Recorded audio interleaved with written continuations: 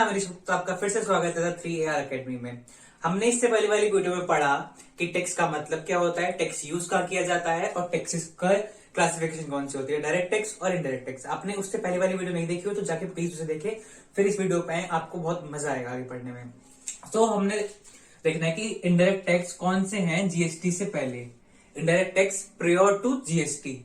GST आने से पहले कौन कौन से टैक्स लिए जाते थे इनडायरेक्ट टैक्स में, वो देखते हैं। एक वैट लिया जाता था, CST, custom, excise duty, service tax. अब देखते हैं कब कब कहां कहां कैसे कैसे ये टैक्स लिए जाते थे। वैट, वैल्यू एडेड टैक्स, कब लिया जाता था? Tax on purchase and sales, purchase and sales goods की विद इन स्टेट। एक स्टेट में परचेज और सेल हो रहा है गुड्स का, तब वैट लिया जाता था। अब सीएसटी की बात करते हैं तो सीएसटी में क्या होता था? Tax on purchase on sale, ये भी परचेज और सेल पे टैक्स है, पर कब? आउटसाइड स्टेट के बाहर, जब स्टेट के बाहर से सामान कोई बेचा गया, खरीदा गया होगा, तब कौन सा टैक्स लगता था? सीएसटी।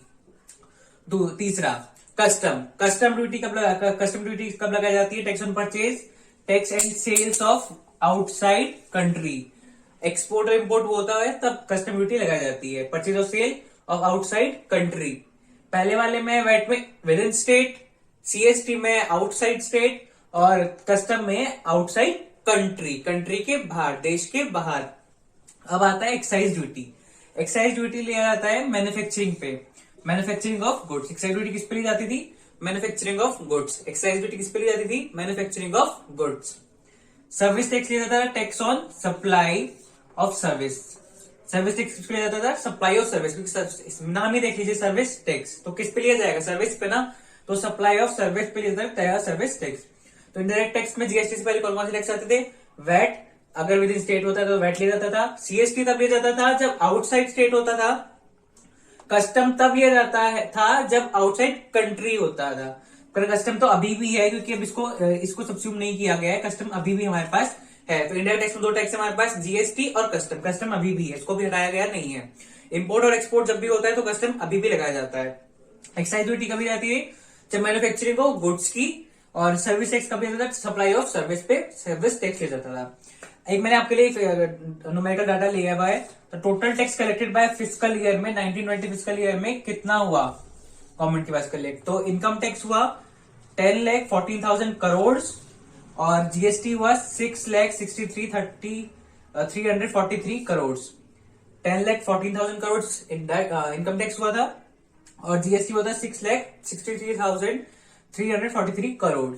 अब हमें कॉन्स्टिट्यूशन ऑफ इंडिया ने बताया कि कौन सी पावर किसके पास है, क्योंकि एक चीज को पूरे देश को चलाने के लिए एक जना या एक अथॉरिटी काम नहीं कर सकती है, तो पावर को बांटा गया। किस किस में पावर को बांटा गया? लेजिस्लेटिव ऑर्गन में, एग्जीक्यूटिव ऑर्गन में और जुडिशियल ऑर्गन में। लेजिस्लेटिव ऑर्गन, एग्जीक्यूटिव ऑर्गन और जुडिशियल ऑर्गन में, तीन पार्ट्स में पावर को बांटा गया, सबको काम अलग अलग दिया गया। कौन कौन सा काम किस किस के पास आता है वो देखते हैं। लेजिस्लेटिव ऑर्गन के पास आता है right to make law. Law कैसे बनता है? पहले हम देखते हैं कि अभी बजट हमारा पास हुआ है, तो बजट पास होने से पहले वो एक बिल था। बजट पास होने से पहले वो एक बिल था। कोई भी एक्ट, फाइनेंस एक्ट कोई भी पास होने से पहले वो एक बिल होता है। बिल को लोकसभा में प्रेजेंट किया जाता है, उसके बाद राज्यसभा में प्रेजेंट किया जाता है। जब यहाँ से दोनों जगह से उसको अथॉरिटी मिल जाती है, जो पास हो जाता है, तब जाके प्रेसिडेंट के पास जाता है, प्रेसिडेंट उसे साइन करता है, उसके बाद जाके वो एक लॉ बनता है, उसके बाद जाके वो एक एक्ट बनता है।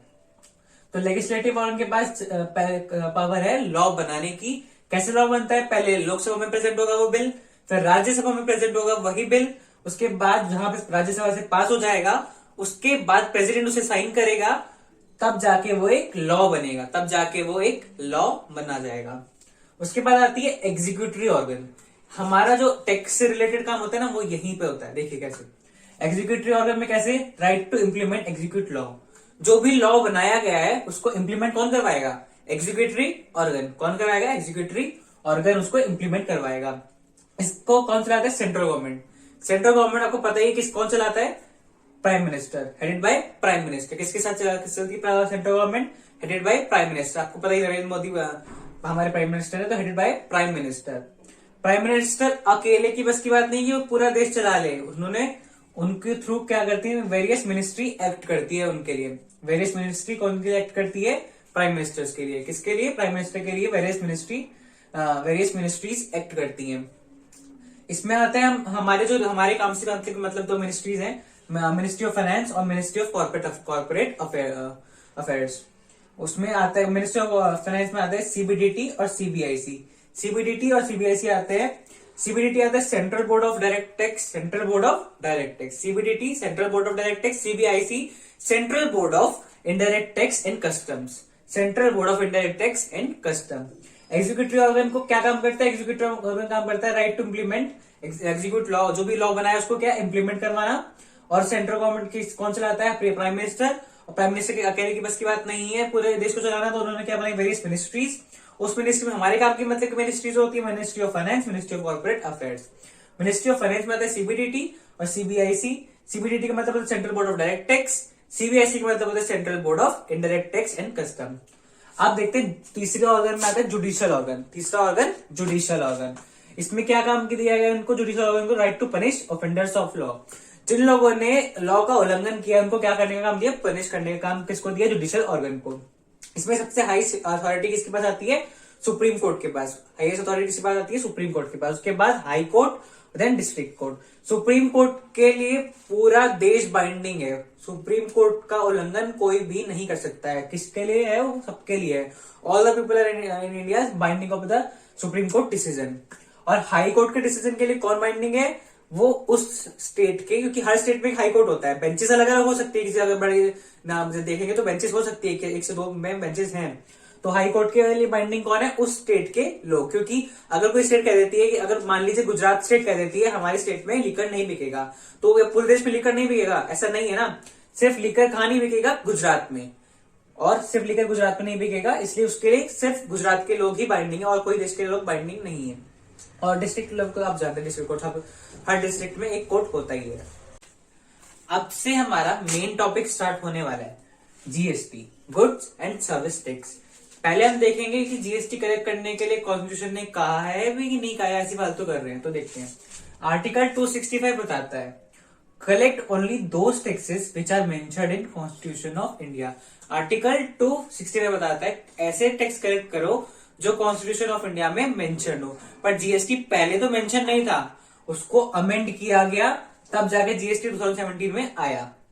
पहले तो नहीं था, अब आया है। आर्टिकल 265 ने बताया correct only those taxes which are mentioned in constitution of India, which are mentioned in constitution of India, which are mentioned in constitution of India. Article 245 क्या बताता है? आर्टिकल 245 बताता है कि किसके पास अथॉरिटी है टैक्स कलेक्ट करने की, किसके पास अथॉरिटी है टैक्स कलेक्ट करने की। उसने क्या बताया? सेंट्रल गवर्नमेंट को भी है और स्टेट गवर्नमेंट को भी है, सेंट्रल को भी है, स्टेट गवर्नमेंट को भी। 245 क्या बताता है? Authority to collect tax central government और स्टेट गवर्नमेंट। आर्टिकल 246 बताता है कि कौन कौन सी टैक्स सेंट्रल कलेक्ट कर सकता है, कौन से स्टेट कर सकता है, कौन से दोनों मिलकर कर सकते हैं। तो इसमें बताया गया list 1, list 2, list 3, list 1, list 2, list 3। List 1 होती है यूनियन लिस्ट, जिसमें कौन कलेक्ट कर सकता है? सिर्फ टैक्स सेंट्रल गवर्नमेंट।